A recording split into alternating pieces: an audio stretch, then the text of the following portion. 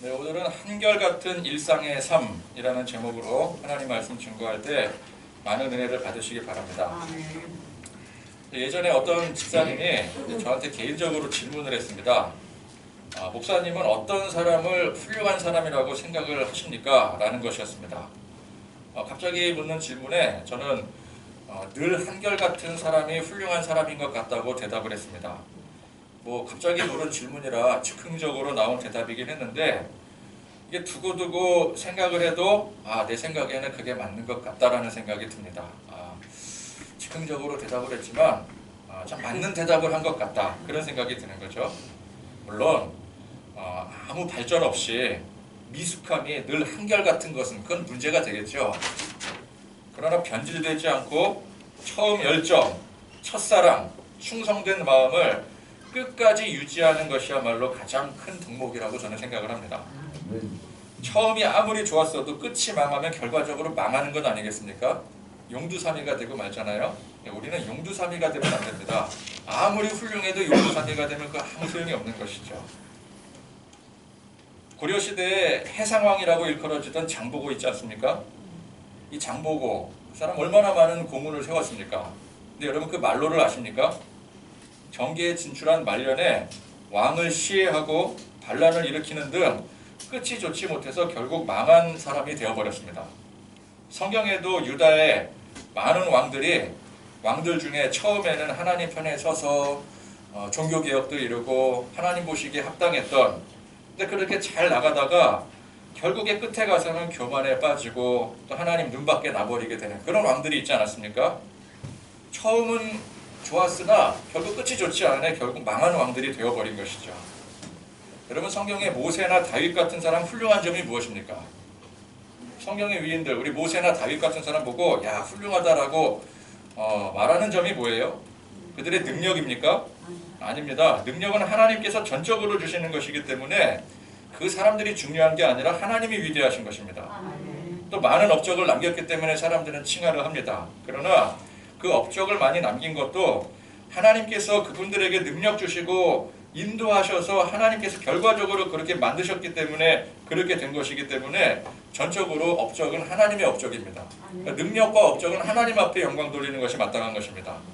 그럼 그분들이 훌륭했던 것은 하나님 앞에 부름받아 사명자가 되어 죽을 때까지 그 충성심을 잃지 않고 한결같이 유지하며 살았던 데 있는 것입니다. 물론 모세고 다윗이고 완벽한 사람들은 아니었죠. 부족했기도 했고 또 실수도 했고 큰 죄도 저질렀던 사람들이었습니다. 그러나 그런 과오가 있을지언정 그들의 인생을 놓고 평가해 봤을 때 그들은 늘 한결같은 사람들이었더라는 거예요. 그러니까 우리도 자꾸 이렇게 세상에 뭔가 내 업적을 남기려고 하고 이름 석자 남기려고 하고 그렇게 살려고 애쓰지 마시고 좀 부족하고 크게 부각되는 일 없더라도 우리 하나님 앞에 늘 한결같기를 소망하며 그래서 새롭게 시작되는 2023년의 목표 또한 너무 크고 웅장하고 남들한테 보여주는 그 이미지가 있기 때문에 남들이 봤을 때 이번 2023년에는 어떤 소망을 가지고 시작합니까? 그때 딱 얘기할 때 뭔가 멋지고 감탄할 만한 그런 거 말고, 그죠? 그런 거 이루지도 못하잖아요, 솔직히. 그런 거 말고 올 한 해도 사람 앞에가 아니라 하나님 앞에 늘 한결같기를 항상 하나님의 은혜 안에서 감사함으로 사는 것이 한결같기를 소망하고 살 수 있다면은 여러분 그 사람은 올 한 해가 성공적인 한 해가 분명히 될 것입니다. 자, 바울이 어떤 사람이었습니까? 바울도 마찬가지입니다. 하나님을 향한 의, 섬김의 충성, 열정에 관해서 늘 한결같은 사람이었습니다. 자, 그런데 바울이 처음부터 모든 게 다 잘된 것은 아니었었죠. 처음에는 잘못된 지식과 믿음으로 하나님을 열심히 섬긴다고 하면서도 실제로는 예수님을 핍박했었습니다. 그건 잘못된 길입니다. 그러니까 잘못된 길마저 한결같이 나가면 안 되는 거죠. 의와 진리를 향해 한결같은 사람은 어떤 사람입니까? 의와 진리를 향해 한결같이 유지하면서 나아가는데 내가 해왔던 게 그게 잘못된 길이었고 틀렸다라는 것을 깨닫게 되면 그걸 단번에 바꿀 줄 아는 사람입니다. 잘못된 의와 진리를 알았을 때, 그것이 잘못됐다라는 것을 알았을 때 제대로 바꾸는 게 그것이 바로 참된 의와 진리에 대한 한결같음이기 때문에 그래요. 바울은 복음을 몰라서 예수님을 핍박했던 시절에도 하나님을 향한 마음만큼은 한결같은 사람이었습니다. 그런데 그게 틀렸음을 알게 되죠. 예수님을 만나고 나서 내가 잘못된 방향으로 하나님을 섬기고 있었구나. 그게 틀렸음을 알게 되니까 그 한결같은 마음, 어떤 한결같은 마음이요? 하나님을 향한 그 한결같은 마음으로 자기 자신의 틀린 것을 송두리째 바꿀 수가 있는 것이죠. 그래서 그는 다메섹 도상에서 예수님을 만나 변화된 후에 이제는 복음을 위해서 생명을 걸고 충성을 다하는 사람이 됩니다. 그 충성된 열정이, 바로잡힌 그 열정이 죽는 날까지 변하지 않았더라는 거예요. 여러분, 아무리 열정이 넘치는 사람이라도 나이가 들면, 일단 나이가 들어가면서 그 스타일이 바뀌게 됩니다. 그렇죠? 젊을 때는 막 혈기왕성하고 막 싱싱할 때는 하나님을 위해서, 내 복음을 위해서 발로 열심히 뛰고, 젊을 땐 발로 뛰잖아요. 그죠? 발에 그냥 막 땀이 나도록 뛰잖아요. 그리고 온 힘을 다해서 막 열정을 다해서 일을 했다면은 나이가 들어가면서 점점 체력이 떨어지게 되고, 그래서 이제 막 은퇴할 나이가 되고, 그랬는데도 그 젊었을 때처럼 똑같이 할 수는 없는 거잖아요. 똑같이 발로 뛰고 막 열정 갖고 그렇게 일할 수가 없습니다. 물리적으로 그래요. 물리적으로. 그러면 이제 스타일이 바뀌어서 이제 나중에 이제 은퇴할 나이쯤 되면은 조용히 이제 뭐 가르치고 덕담해주고 또 후학 양성하고 뭐 그런 식으로 이제 스타일의 변화를 맞이하는 게 그게 당연한 일입니다. 근데 바울을 보니까 이 바울이라는 분은 죽는 날까지 처음 그 젊었을 때 예수님을 영접하고 그 열정으로 전도 여행 그 세계 방방곳곳을 누리며 감당했던 것처럼 2차, 3차에 거쳐서 그리고 로마에까지 똑같이 이 전도 여행을 열정적으로 감당했더라는 거예요. 죽기 전까지. 물론 이제 마지막 로마에 들어가서는 이전처럼 그렇게 활동적이지 못했습니다. 그러나 그 활동적이지 못했던 것은 그가 나이가 들어서 지쳐서 그런 것이 아니라 상황 자체가 바울이 로마에 들어간 것은 죄수로 들어간 겁니다. 그래서 뭐 감옥에 갇힌 정도는 아니지만 그래도 뭐 감금 비슷하게 된 상황이라 그가 어쩔 수 없이 거기서 이제 거동의 제한을 얻고 그랬던 것이지 그의 스타일이 바뀌었다라고 말할 수는 없는 거예요.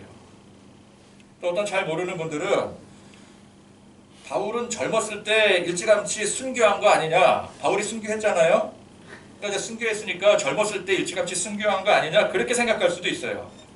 근데 성경에 바울의 정확한 탄생 연도와 사망 연도가 기록되어 있지는 않지만 그 기록 배경들을 이제 역사적으로 따져봤을 때 바울이 이제 마지막 기록이 옥중서신으로 이제 빌레몬서 기록을 마지막 기록이라고 보거든요.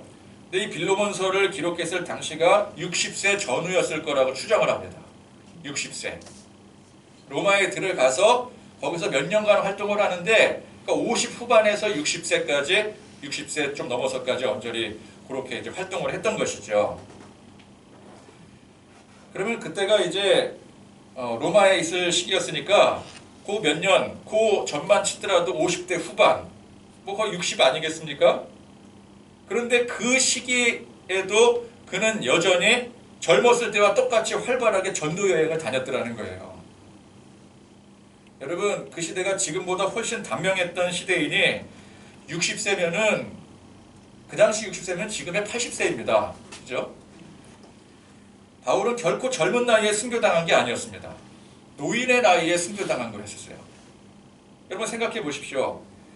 그 전도 여행을 총 3차례를 하고 마지막에 로마에까지 들어갔으니 여러분 이게 지금처럼 지금 우리 뭐 해외여행 하듯이 여러분 해외여행 뭐 일주일이면 하잖아요. 그죠? 그렇게 끝날 수 있는 전도 여행이 아닙니다. 기본이 몇 년이에요. 우리 지난 말씀해 보니까 고린도에 몇 년 있었습니까? 얼마 동안 있었습니까? 고린도에 들어가서 1년 6개월을 있었어요. 고린도만 있습니까? 그 지역 전부를 다 순방을 하잖아요. 물론 이제 1년 6개월은 굉장히 오래 머물렀던, 한 곳에서는 좀 오래 머물렀던 기간이에요. 뭐 그렇다 치더라도 이제 한 번 이 전도 여행을 뭐 준비를 하고 또 실천하고 가고 또 이곳 저곳 다 가고 또 돌아오고 돌아오면은 또 돌아와서 뭐 바로 또 떠나는 건 아니잖아요. 근데 그렇게 이제 그 과정을 칠 때 한 번 1차 전도여행 하는 한 10년은 걸린다라고 볼 수가 있어요. 그죠? 그 정도는 봐야 되겠죠? 그거를 3번 했으면 몇 년이에요? 그것만 해도 30년이에요. 그냥 젊은 세월 다 가는 거예요. 한 30세 때 예수님 영접했다고 치면은 30년 지나가면 60세 되는 거예요. 그죠? 그러니까 바울이 예수님을 처음 만났을 때 그 첫사랑의 열정이 30년이 지나도록 식지 않았더라는 것입니다. 몸은 이미 노쇠화가 되고 거기다가 오랜 그 여행 동안 더 지치고 병들고, 그러니까 60세라고 할지라도 남들 같은 60세가 아니라는 것이죠. 자기 스스로 질고를 안고 있다라고 고백을 했었습니다.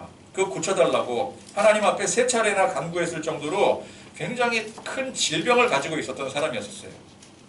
그러니 정상이 아닌 몸으로 그 나이가 되도록 그 젊었을 때 그 열정이 똑같이 식지 않아서 젊은 사람들조차도 감당하지 못할 그런 일을 했다는 것은 참으로 대단한 일인 것입니다. 물론 또 그렇다고 해서 야 우리도 똑같이 뭐 60, 70, 80이 넘도록 우리 젊었을 때와 똑같이 일을 해야 된다. 바울을 본받아서 그런 뜻이 아닙니다. 하나님을 향한 마음, 열정이 변하지 말아야 된다는 뜻이죠. 아멘. 어느덧 변질이 돼서 세상 욕망에 찌든 터줏대감 되지 말고 언제나 어린아이와 같은 마음으로 하나님 앞에 무릎 꿇고 충성된 종으로 살아야 되는 것입니다. 아멘.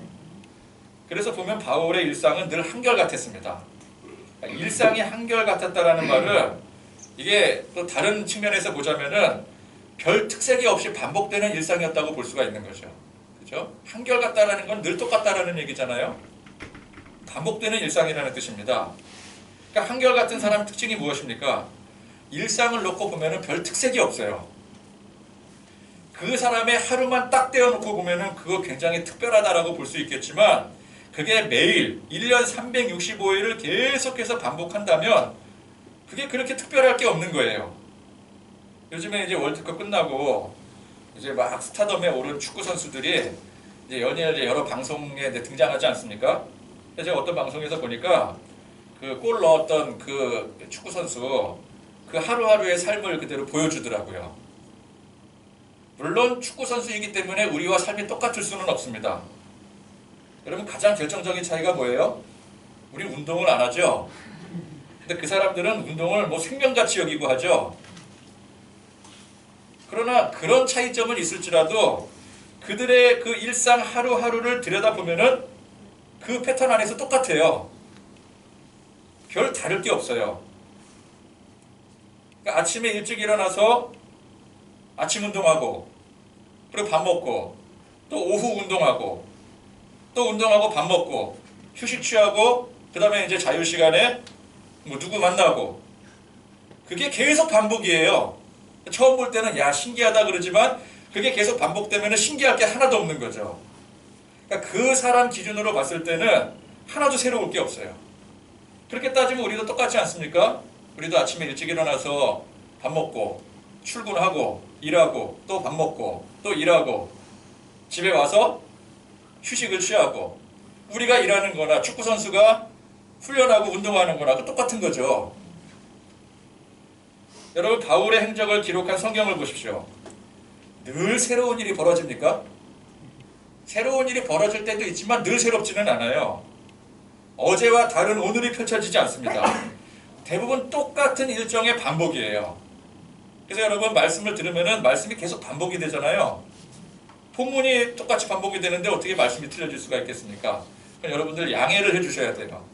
아 목사님 설교는 매주 그냥 듣다 보면 똑같은 것 같아. 근데 성경을 보세요. 성경이 똑같아요. 계속 반복이에요. 그죠? 지명만 바뀐 거예요. 지명만.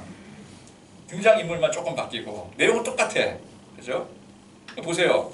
바울이 이제 어느 한 지역에 새로운 지역에 들어갑니다. 그럼 제일 처음에 하는 일이 뭐예요? 회당 찾는 거죠. 유대인들의 회당이 있나 없나 찾고 파악한 뒤에 회당부터 들어가요. 그럼 거기서 유대인들에게 복음 전하고 그 다음에 하는 패턴이 뭐예요? 그 다음에 이제 이방인들 만나야 되죠. 유대인들에게 전했으니까 이방인들 만나서 복음 전하고 열심히 전하다가 항상 똑같이 반복되는 레퍼토리가 뭐예요? 핍박당하고 그러면 또 다른 곳으로 이동하고 근데 거기 다른 곳으로 이동하면 또 뭐예요? 회당 찾고 유대인들에게 복음 전하고 이방인들에게 복음 전하고 핍박당하고 또 다른 곳으로 옮기고 계속 반복이잖아요. 사도행전 지금 이 바울의 선교 여행이. 이 패턴이 1차 전도 여행 때도 그렇고 2차 전도 여행 전혀 새로운 지역에 들어가서도 똑같더라는 거예요. 자, 오늘 말씀 보십시오. 자, 고린도에서 떠나 겐그레아라는 곳에 들어가서 여기 좀 특별한 장면이 나오긴 해요. 하나님 앞에 서원을 한 게 있어서 머리를 깎았습니다. 그런데 이게 사실은 그렇게 특별한 일이 아니에요. 유대인이건 기독교인이건 하나님 앞에 서원을 했습니다. 바울만 서원한 게 아니라 그 당시 유대인이고 또 기독교인이라면 누구나 다 서원을 했어요. 서원을 하는 이유가 뭐예요? 더욱더 충성을 다하기 위해서, 더 집중하기 위해서. 그러니까 내가 또 하나님 앞에 충성을 다하고 싶다. 내가 하나님 좀 더 섬기고 싶다. 그런 사람들은 누구나 서원을 했어요. 우리도 뭐 그렇지 않습니까? 마음가짐 새롭게 다지기 위해서 뭐 좀 분위기 좀 쇄신을 위해서 미용실 가시잖아요. 그죠? 머리 좀 하잖아요. 산뜻하게. 스타일 바꾸잖아요. 그게 뭐 그렇게 충격적이고 대단한 일입니까? 물론 이제 뭐 젊은 애들 뭐 남자친구한테 채였어 그러고 나서 머리 막 갑자기 단발로 싹둑 자르면은 그게 뭐 충격적인 일이 될 수 있겠지만 보통 우리네 일상에서 미용실 가서 머리 하는 거 그거 뭐 별로 물론 서원하는 것을 미용실에서 머리 하는 것과 비교할 수는 없지만 뭐 서원으로 치자면 우리도 충분히 서원하고 사시잖아요. 감사원금도 하고 또 작정도 하고 근데 그게 그렇게 막 대단하고 특별한 일은 아니잖아요. 그게 뭐 의미 없는 일이다라는 뜻이 아니라 우리 일상에서 신앙생활하는 그 일상에서 늘상 반복되는 일이라는 것이죠. 연초에 하나님 앞에 뭘 하겠다고 다짐하고 계획하는 게 항상 연초 되면 똑같이 반복하고 다짐하는 그 반복 아니겠습니까? 그러니까 바울이 이번만 어떻게 뭐 특별하게 서원을 행한 것도 아니고 바울의 어떤 마음가짐이나 태도를 보게 되면은 바울은 그냥 서원을 달고 살았던 사람이라고 볼 수가 있어요. 그래서 갱그레아에 들어가서 머리를 깎았다라고 하는 것은 그냥 바울의 일상 정도로 이해할 수가 있는 것입니다. 자, 그리고 나서 어디를 들어가느냐? 에베소에 들어갑니다. 자, 에베소 유명한 지역이죠. 그 이전에 고린도만큼 복음의 역사에 있어서 굉장히 유명하고 또 중요한 지역입니다. 근데 이제 에베소니까 좀 특별하다라고 우리는 생각을 하잖아요. 근데 기록을 보니까 그런 중요한 에베소라고 해서 특별한 일이 그 안에서 일어나는 건 아니더라는 거죠. 자, 함께 사역하는 사람들과 들어가서 뭐 항상 그랬듯이 먼저 회당에 들어가서 반복이잖아요. 그죠? 유대인들과 만나서 변론한다는 건 복음 증거하고 같이 나눈다는 뜻이죠. 그러니까 그냥 어느 지역을 가건 늘상 하는 일이에요. 여러 사람이 더 오래 있기를 청하되 미련을 버리고 작별하고 여기서는 이제 핍박은 뭐 따로 그렇게 심하지 않았는가 봐요. 뭐 핍박이 있을 수도 있고 없을 수도 있는 거죠. 근데 어쨌건 간에 작별하고 이거는 이제 바울의 선교 원칙입니다. 한 곳에 눌러 앉아서 거기 오랫동안 뭐 교회 개척하고 교회 뭐 뿌리 내리고 그렇게 목회하는 게 바울 스타일이 아니죠. 그는 언제나 복음을 뿌리고 뿌렸으면 또 다른 곳으로 가서 뿌리는 스타일입니다. 항상 여행을 떠나는 사람이에요. 이곳에 가서 복음의 씨를 뿌렸으면 또 다른 곳에 가서 복음의 씨를 뿌리고 누가 핍박을 가해서 강제로 떠나기도 하지만 핍박이 없더라도 때가 되면 스스로 떠나는 사람이었습니다. 그리고 보니까 이제 가이사라를 거쳐서 다시 제일 처음 파송지였던 안디옥으로 돌아갔더라는 거예요. 자, 그리고 나서 23절에 보니까 바로 이어서 얼마 있다가 떠나 갈라디아와 부르기아 땅을 차례로 다니며 모든 제자를 굳건하게 하니라. 자, 이게 말씀을 보면은요. 자, 22절에 가이사랴에 상륙하여 올라가 교회 안부를 물은 후에 안디옥으로 내려가서 여기까지가 2차 전도 여행의 끝이에요. 그 기간으로 놓고 봤을 때. 그리고 바로 이어진 23절 얼마 있다가 떠나 갈라디아와 부르기아 땅을 차례로 다니며 모든 제자를 굳건하게 하니라. 이게 3차 전도 여행입니다. 그러니까 우리가 볼 때 바울의 1차, 2차, 3차 전도 여행 하면은 뭔가 굉장히 막 상징적이고 대단한 사건 아니겠습니까? 그래서 기록도 막 1차 전도여행, 막 1차 전도여행 이제 시작합니다. 그리고 거기 막 밑줄 마치 그라는 듯이. 그리고 이제 막 1차 전도여행 막 소개하고 그 끝나고 나서 이제 뭐 이 전도여행의 역사적인 의의, 업적 그런 거에 대해서 쫙 논하고, 우리 이제 교과서 공부할 때 보면 항상 그러잖아요.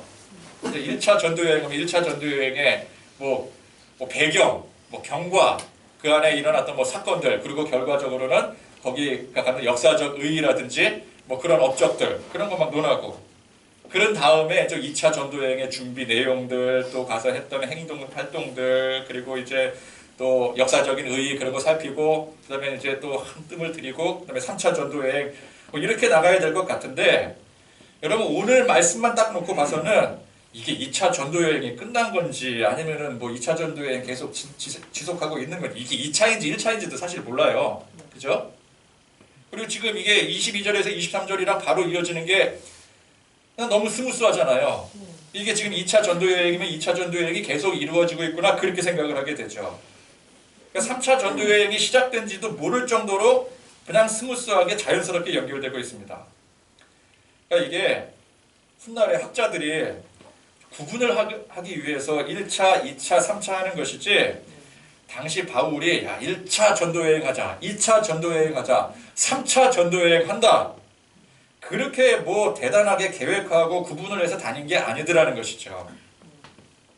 때가 되면 필요에 따라서 움직이는 것입니다. 성령님께서 인도하시는 대로 가는 거예요.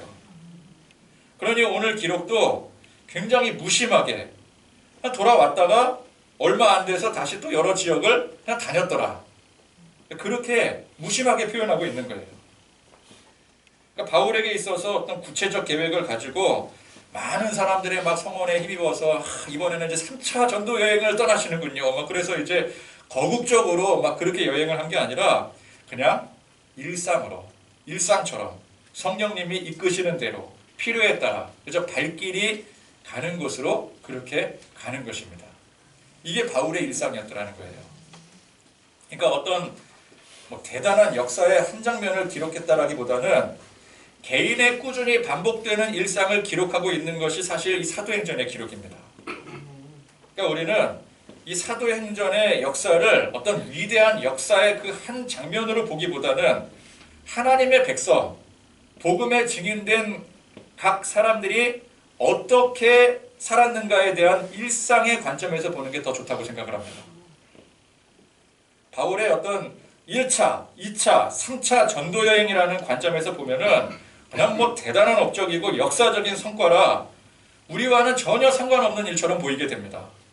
여러분 우리가 뭐 선교지에 우리도 바울처럼 나가서 뭐 몇 년이고 열심히 사역하는 게 아닌 이상 바울의 이 전도여행은 우리가 감히 감당할 수 없는 업적이 되는 거예요. 베드로도 마찬가지입니다. 베드로를 어떤 예루살렘 교회의 수장, 기독교라는 한 종파를 책임지는 위대한 지도자로서 본다면은 그는 분명히 역사적인 인물이고 추앙받아야 될 인물이 되게 됩니다. 성경의 모든 위인들 다 마찬가지죠. 그 놀라운 역사의 한 장면을 써내려간 위인들. 그러면 그게 대단하고 큰 업적들인 것은 맞지만 우리와 동떨어진 세계에 사는 전혀 다른 사람들이 돼버리고 마는 거예요. 그러나 여러분 잘 보면은 바울이 우리가 매일 반복되는 일상을 사는 것처럼 그 또한 그의 삶에 반복된 일상을 살아가고 있더라는 것입니다. 베드로도 마찬가지였고요. 다른 사도들도 마찬가지였고 성경의 모든 위인들이 마찬가지입니다. 그래서 성경의 위인들이 분명 하나님 안에서 큰 일을 행한 위인들이 맞으면서도 우리와 다를 바 없는 똑같은 사람들이라는 거예요. 여러분 우리가 일상을 통해서 하나님을 섬기고 예배하고 사명 감당하듯이 그들도 똑같이 일상을 통해서 하나님을 섬기고 예배하고 사명 감당하는 것입니다. 여러분 우리 뭐 다릅니까? 여러분 하나님 안 믿나요? 예배 안 드립니까? 하나님 안 섬깁니까? 충성 안 합니까? 그거 아니잖아요. 우리도 내가 할 수 있는 최선을 다해서 하나님을 섬기고 예배하고 충성을 다하시잖아요. 일상을 놓고 보면 그들과 똑같은 거예요. 다만 그 일상이라는 것이 하나님과 동떨어져서 세상에서 방황하고 욕망에 빠져 사는 일상이 아니라 하나님과 함께하고 동행하고 그분의 인도하심 안에 사는 일상이라는 것입니다. 물론 그 가운데 실수도 있고 좌절도 있고 범죄할 때도 있지만 성경의 위인들 다 똑같잖아요. 그 세상 욕망에 빠져서 방황하기도 하지만 그래도 언제나 하나님 품 안으로 돌아와서 전반적으로 볼 때 하나님 안에서의 일상을 살아가고 있는 거예요. 그러니까 일상이라는 관점에서 볼 때 성경의 위인들은 뭐 우리들과는 전혀 동떨어진 저 위에 하늘 위에 구름 위에 사는 신선처럼 사는 그런 사람들이 아니라는 것이죠. 업적은 그렇게 남겼을지 몰라도 개인적인 일상으로 볼 때는 결코 그런 게 아니라는 것입니다. 근데 앞서 뭐라 그랬어요? 업적은 누구의 것이라고요? 사람의 것이 아니라 하나님의 것이에요. 그렇기 때문에 우리는 그 사람을 놓고 볼 때 그 사람의 일상을 놓고 봐야 되는 거예요. 그 업적을 가지고 자꾸만 그걸 평가하고 그걸 나와 비교하려고 그러면 안 돼요. 그래서 우리도 마찬가지입니다. 우리 인생에 어떤 큰 업적이나 뭐 역사의 한 획을 그을 만큼의 결과를 남기지 않았어도 우리의 일상이 늘 하나님의 보호하심에 지배하에 그분을 섬기고 예배하고 그 은혜 가운데 살게 되면은 저는 비록 우리의 삶이 성경의 위인들과 비교했을 때 그 업적의 크기는 다를지 몰라도 삶의 근본적인 질적 차원에서는 별반 다르지 않다고 생각을 합니다. 그러니까 1차, 2차, 3차 전도여행을 다니면서 세계 방방 곳곳에 복음을 증거하고 교회를 세운 그 업적보다 중요한 것은 우리의 일상이 늘 한결같이 하나님과 동행하며 그분을 온전히 섬기고 그 은혜 안에 사는 데 있는 것입니다. 그게 핵심인 것이죠.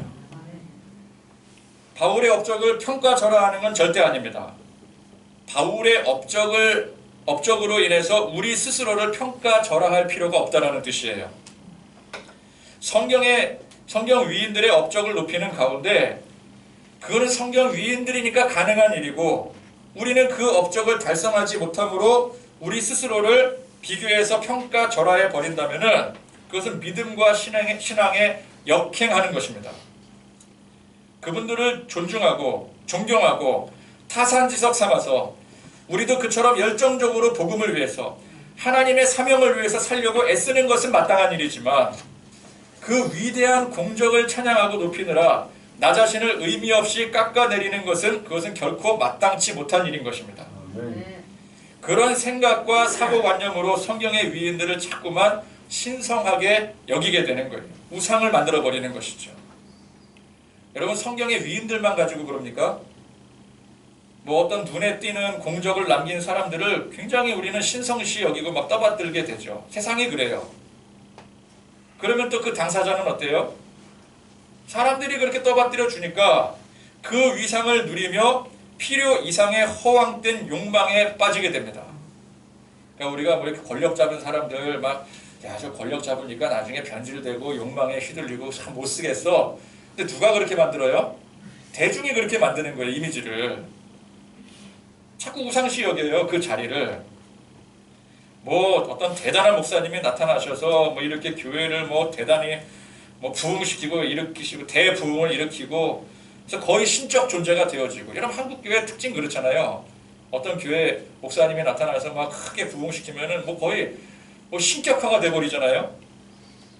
근데 그걸 또 본인 계속해서 처음에는 아니다 그러면서도 그렇게 사람들이 여겨주니까 그걸 누리게 되니까 본인이 정말 그 착각에 빠져서 살게 되고. 그러나 그 모든 업적과 영광은 한 개인의 것이 결코 아닙니다. 아멘. 나는 못하는 것을 그 사람이 대단하니까 이루어낸 게 아니라는 거예요. 모든 업적과 영광은 하나님께서 이루신 것입니다. 아멘. 하나님이 위대하신 것이지 그 사람이 위대한 게 아닙니다. 내가 어떤 그 위대한 일을 남긴 사람과 비교했을 때 나는 그 언저리에도 못 미치는 사람이다 라고 생각하는 것은 대단히 위험한 발상입니다. 하나님과 나를 비교했을 땐 그 언저리에도 못 미치는 미천한 존재가 당연합니다. 자, 세례 요한이 예수님을 바라볼 때 나는 그의 신발끈도 못 묶을 사람이다 라고 고백한 것이 그냥 예수님이 위대한 업적을 남긴 한 사람이었다면 그건 굉장히 위험한 발상인 거죠. 그러나 예수님이 전지전능하신 삼위일체 하나님이시고 우리의 모든 죄를 사하실 분이시니 그렇게 나는 그분의 신발끈도 감히 묶지 못할 정도의 위임밖에 되지 못한다라고 고백하는 게 그게 당연한 거예요. 하나님 앞에는 그렇게 고백하는 게 맞아요. 아멘. 하나님 앞에 내가 아무것도 아닌 존재임을 고백하지만 우리 같은 사람 앞에서 그러면 안 되는 거예요. 그러면 그게 우상이 되고 우상이 되어버린 그렇게 우상이 되어버린 존재는 정말 가장 불행한 존재가 되어버리고 마는 거예요. 여러분 우리는 어떤 사람의 공적을 일부러 깎아내릴 필요도 없고 시기 질투할 필요도 당연히 없습니다. 그러나 그걸 과대 해석해서 상대적으로 나를 깎아내릴 필요도 없는 거예요. 그건 우상숭배나 다름없는 것입니다. 우리는 어떤 사람의 위대한 공적에 대해서 야 나도 그런 태도로 열심히 살아야 되겠다라는 다짐을 해야 됩니다. 아멘. 바울의 위대한 업적을 통해서 그를 찬양하고 그의 공적을 신성시 여기는 것이 아니라 바울이 그렇게 신실하게 하나님 앞에 한결같은 삶을 살았던 것처럼 아멘. 나도 내게 주어진 삶 속에 하나님 앞에 한결같은 삶을 살겠노라 결단해야 되는 것입니다. 아멘. 바울은 바울에게 주어진 환경이 있는 거예요. 그렇다면 우리는 우리에게 주어진 환경이 있는 것입니다. 바울에게 주어진 환경이 세계 방방곳곳에 다니면서 복음 전하는 그런 환경이라고 한다면 나에게는 그런 환경이 주어지지 않았을지라도 나에게도 하나님께서 주신 고유의 환경과 사명이 있는 거예요. 아멘. 그럼 똑같습니다. 바울이 그 상황 그 환경에서 늘 한결같이 살았던 것처럼 나도 내 상황과 내 환경 속에서 늘 한결같이 살겠노라. 그렇게 결단해야 되는 거예요. 아멘. 그는 나와 전혀 다른 존재가 아니라 나도 그 사람처럼 살아야 되겠다라는 도전이 그 도전 정신이 중요한 것입니다. 그럴 수 있는 것은 나도 그 사람처럼 엄청난 업적을 남기겠다 이게 아니라 그의 본질적인 모습을 볼 줄 알아서 그 하나님을 향한 변함없는 마음으로 살아가겠노라. 그래서 그 본질적인 한결같은 모습이 우리의 일상으로 드러나게 되는 것이죠. 아멘. 이제 2023년 새해를 맞아 새 소망을 갖고 지나간 과오, 아픔, 실패는 다 잊어버리고 여기서 잊어버리라는 말은 하나님 앞에 다 내려놓으라는 뜻입니다. 그래서 이제 올 한 해 하나님께서 나의 삶 속에 어떻게 역사하시고 인도하실지 새 소망을 향해 일어나는 시간 되시기를 바랍니다. 아멘. 결국 역사는 하나님께서 이루시는 것이고 우리는 그 속에서 하루하루 하나님을 향한 변치 않는 마음으로 살아가는 것이죠. 아멘. 그렇게 또 결단하고 소망 가운데 살아가시는 저와 여러분들 되시기를 간절히 축원드립니다. 아멘.